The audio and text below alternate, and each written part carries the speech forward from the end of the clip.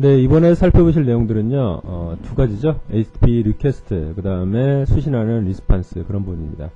사용자가 웹브라우저를, 띄워놓고, 거기다 예를 들어서 뭐 google.co.kr 입력하십니다. 그죠? 그러면은, 기술적으로 보시면은, 지나가는 패킷이죠?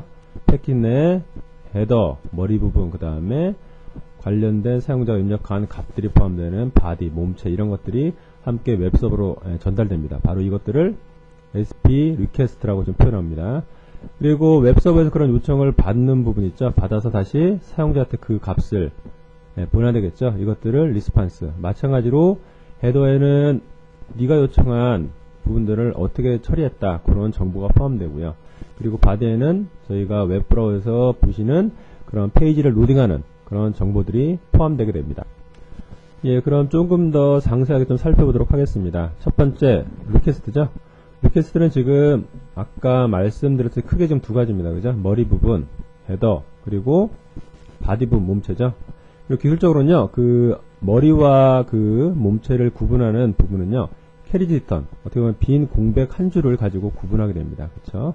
그래서 헤더에는 어떤 정보가 포함되냐, 먼저 이제 간단하게 좀 살펴보겠습니다. 헤더에는 당연히 요청한 주소, 그런 정보들이 포함되죠. 그 다음에 뭐 버전 정보, 그리고 요청한 도메인, 호스트 정보, 기타 페이지, 요청한 페이지에 대한 관련된 정보, 시간들, 이런 것들이 포함되고요. 그리고 한 칸 띄고 그 다음에 바디에는 사용자가 입력했던 그런 값들이 포함됩니다. 그래서 먼저 좀 한 가지 좀 기억하실 부분들은요, 메소드, 즉 리퀘스트에는요, 메소드란 그런 부분이 포함됩니다. 즉 사용자 문서를 어떻게 처리해달라는 그런 부분인데, get과 post 대표적으로 크게 지금 두 가지 형태가 있는데, get 같은 경우는요, 요 헤더 부분에 모든 정보가 다 포함됩니다. 그죠? 보시면은 본 밑에 index.html 이런 식으로 정보가 포함되고, 밑에 바디에는 아무런 정보가 포함되지 않는다. 일단은 먼저 그걸 좀 기억하시고요. 대신에 포스트 방식은 어떻게 되느냐? 헤더 부분에는요, 사용자가 요청한 주소까지만 있고요. 그 다음에 기타 저희들 예를 들어서 뭐 게시판에 입력한 그런 뭐 제목이라든지 글 내용들, 비밀 이런 것들 있죠. 그런 것들은 요 한 칸 띄고 요 바디, 본문 쪽에 함께 포함된다. 그래서 그런 부분들이 get과 post 차이다. 먼저 간략하게 그런 내용들을 이해하시고 넘어가도록 하겠습니다. 그래서 리퀘스트에 포함된 상세 정보를 살펴보시면요. 첫 번째, get/index.html, 그 다음에 http 1.1, 그래서 URL 정보, 그쵸? 그 다음에 URL 정보 앞에 있는 뭔가요? 메소드, 어떻게 처리해달라, 그런 부분이죠. 그리고 프로토콜 버전이 뜨게 되고요. 두 번째, 유저 에이전트죠. 즉 웹브라우저 종류를 나타냅니다. 사용자가 지금 어떤 웹브라우저를 사용하고 있느냐, 그쵸? 모질라냐, 또는 기타 다른 웹브라우저냐, 그런 부분이고요. 그리고 세 번째로는 네가 요청한 페이지, 즉 index.html 있죠? 이 부분, 이 부분에 대한 데이터 타입이 무엇이냐, 그런 것들을 나타내고요. 그 다음 네 번째로는 뭐 인증 관련된 것들이 필요하다. 그래서 그런 부분에 사용되는 쿠키 정보들이 포함될 수가 있고요. 다섯 번째는 레퍼럴 표현입니다. 그죠? 지금 네가 해당 페이지를 오기 전에 어떤 페이지를 거쳐서 왔느냐, 즉 경유지 URL을 포함시키고 있습니다. 그래서 경유지란 것들은 여기 보시면은 www.bbb.com을 통해서 지금 이쪽 페이지로 들어왔다, 그런 부분들이죠. 그리고 맨 마지막은 요 지금 index.html이 포함되어 있는 그런 도메인 주소, 실제 어떻게 보면 웹서버 주소가 되겠죠. 이런 것들이 포함되게 됩니다. 그럼 다음 페이지에서요, 지금 제가 네 번째 말씀드린 쿠키 있죠. 쿠키가 왜 필요한지 한번 같이 좀 살펴보도록 하겠습니다. 일단 저기 그 웹은요, TCP 그쪽 계열이죠. 대표적으로 뭐 TCP 계열이라면은 FTP, 텔넷 이런 것들이 포함되죠. 하지만은 그런 기존에 알려진 프로토콜과는 좀 차이가 있습니다. 즉 어떤 차이냐? 즉 세션을 유지하지 않는 그런 프로토콜입니다. 즉 기술적으로는요, stateless라고 표현하죠. 뭐냐면 사용자가 특정 뭐 a.html을 요청하게 되죠. 그러면은 그 페이지를 웹브라우저에 다시 요청해주고요, 보내주고요, 바로 그 통신을 끊어버립니다. 그런데 텔넷이나 이런 FTP는 어떤가요?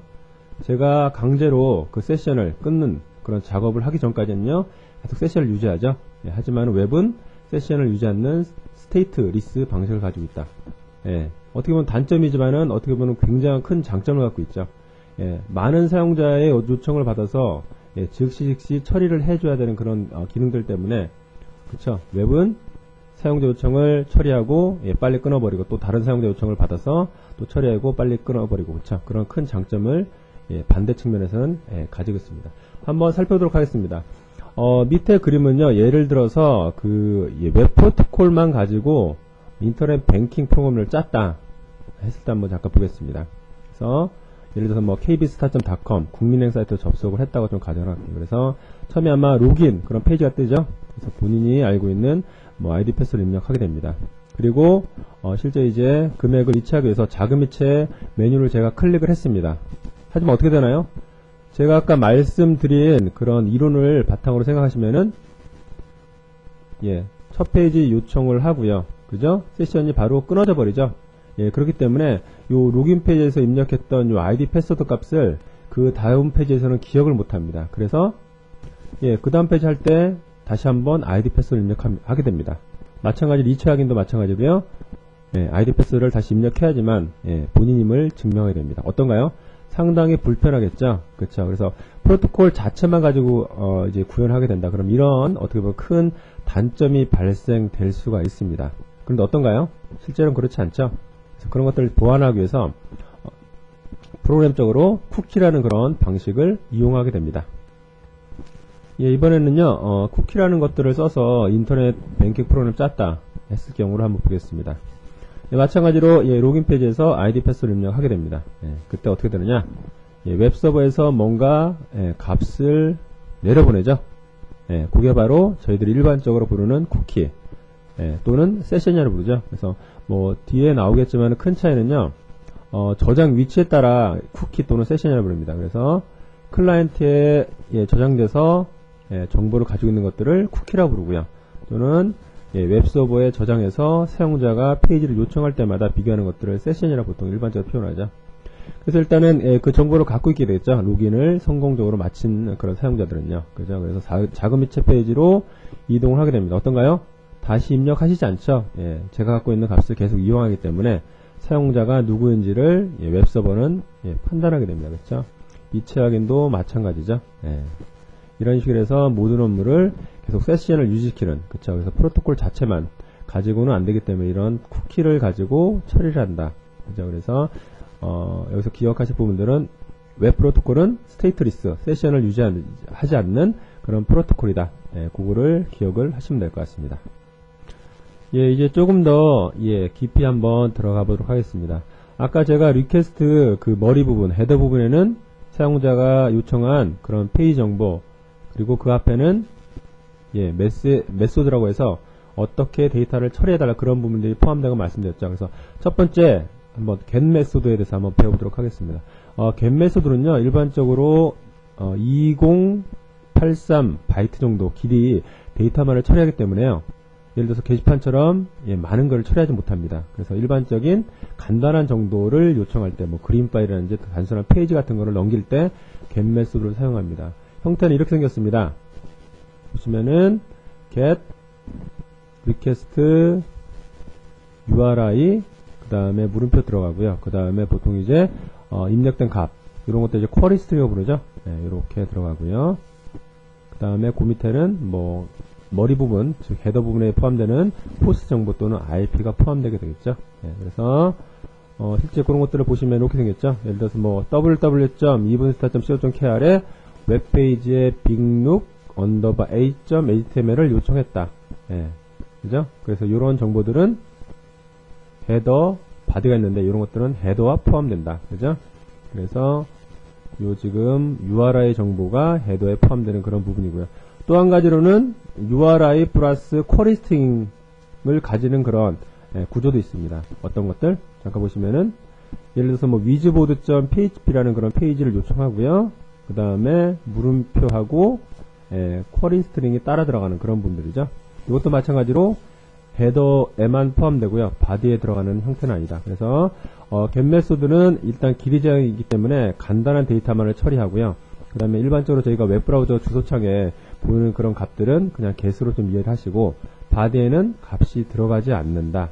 그쵸. 그리고 형태는 URI만 이렇게 페이지만 들어가거나 또는 페이지에다가 물음표하고 뒤에 따라오는 파라미터 또는 이제 쿼리 스트링 그런 값이 들어가는 형태가 있더라. 거기까지 기억을 하시면 되겠습니다. 그렇다면 실제 그런 데이터를 제가 한번 지나가는 데이터를 잠깐 잡는 경우죠. 뒤에서 배우실 파로스의 프락시 기능을 이용해서 잠깐 잡은 그런 데이터 모습입니다. 제가 말씀드린 대로 지금 요거 이제 프로그램적으로요. 윗부분을 헤더, 그죠? 요 밑에 부분을 body라고 이렇게 창을 구분해 놨고 해서 헤더 부분 보시면은 어떤가요? get, 메소드 나오죠? 간단한 데이터를 처리하는 방식인 get.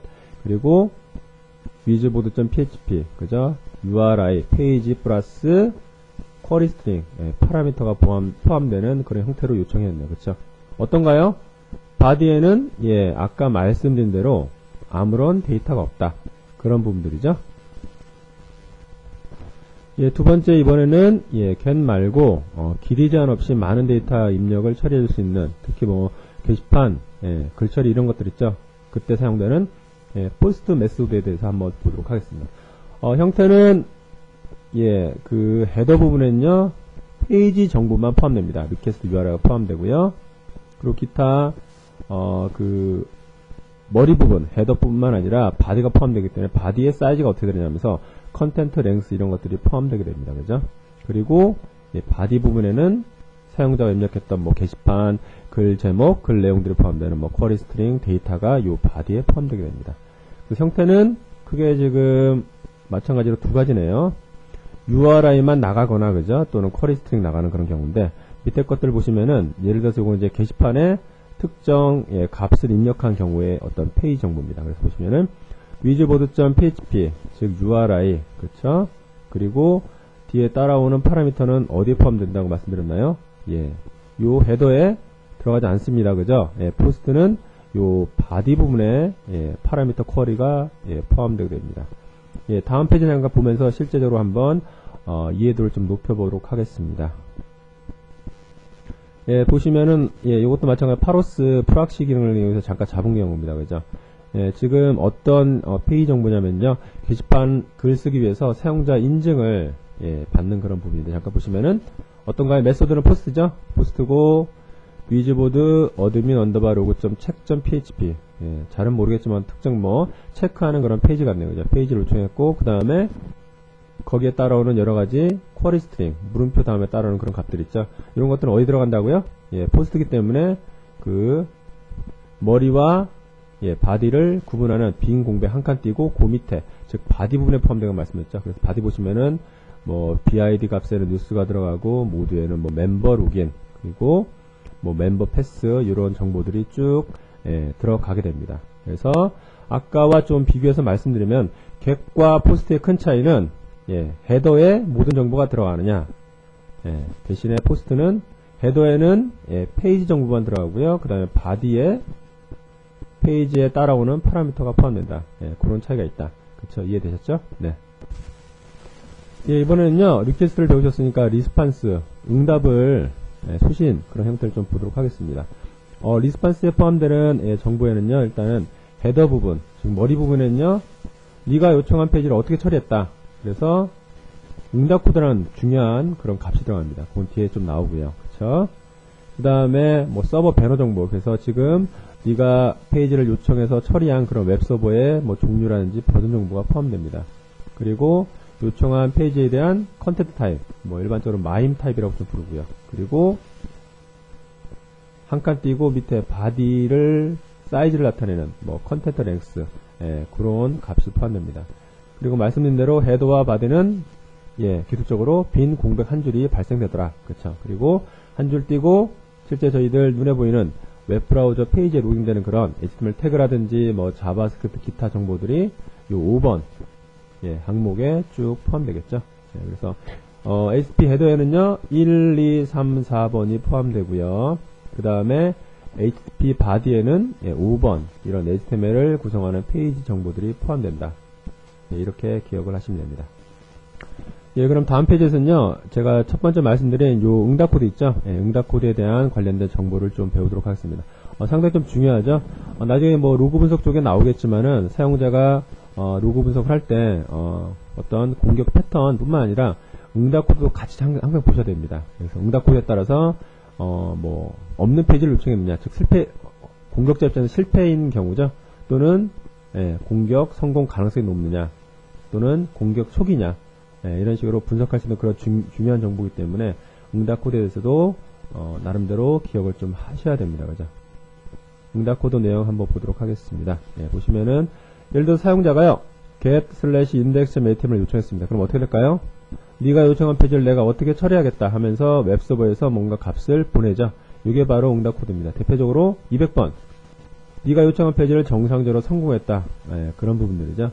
그 다음 201번 뭐냐면은 뒤에 메소드 그런 공격에서 나오겠지만 원격지 서버에 저희가 임의로 파일을 생성할 수 있습니다.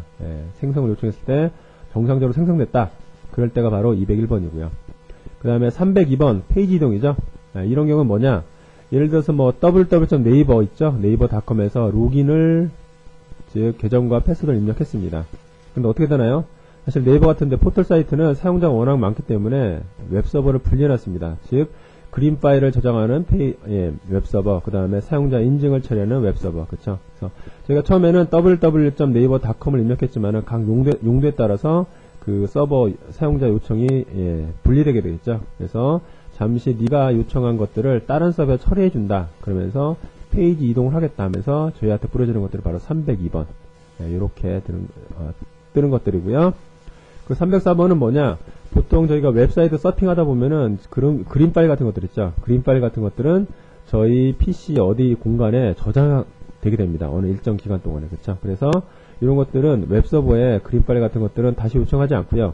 제 로컬에 있는 특정 공간에 있는 그림 파일을 갖다가 사용하겠다. 어떻게 보면 웹서버 입장에서는 부하가 생기지 않는 그런 경우죠. 그래서 부하를 줄이기 위해서 로컬 캐시 정보를 이용했다. 이게 바로 304번이 되겠습니다. 그리고 401번은 뭐 인증, 즉 로긴 페이지를 만들었다. 그래서 그게 로gin이 실패했다. 그때가 401번이고요. 그 다음에 403번은 특정 뭐 디렉토리 같은데 임의로 접근했을 때 막아놓은 그런 페이지 같은 것들 있죠.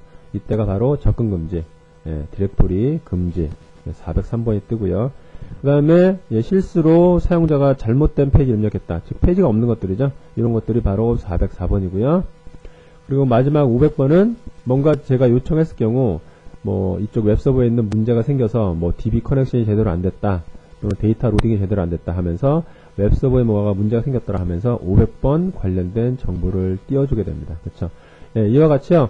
뒤에 나올 로그 분석과 상관시켜 보시면은 공격이 성공이냐, 그죠? 또는 SQL 인젝션 할 때는 어떤 값이 의미가 있느냐, 이런 것들을 각각 이해를 하시면은 분리해서 보실 수 있는 그런 안목이 생기십니다. 그렇죠? 그래서 여기 지금 여러 가지 더 많은 정보가 책에는 나와 있지만은 여기 지금 저희가 제시한 그런 정보 정도는 반드시 기억을 하시고 넘어가셔야 됩니다.